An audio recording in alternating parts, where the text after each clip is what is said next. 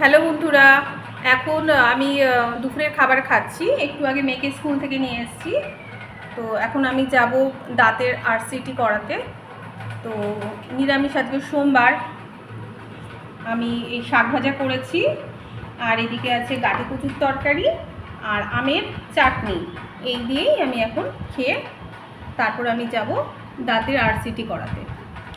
মেয়েকে আমার থেকে একটু খাইয়ে দিলাম, দেখতেই পাচ্ছ।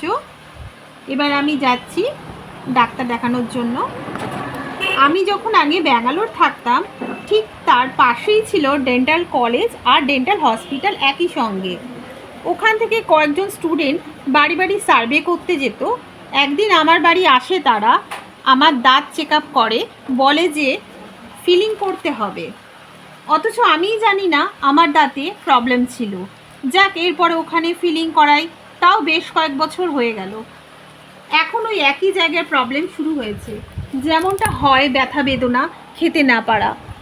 আমার অনেকটা কাজ হয়ে গেছে, এবার আমি বাড়ি যাব। দেখুন কি সুন্দর আকাশটা লাগছে সূর্য অস্ত যাওয়ার পরে। ভাবলাম ক্যামেরা বন্দি করিনি,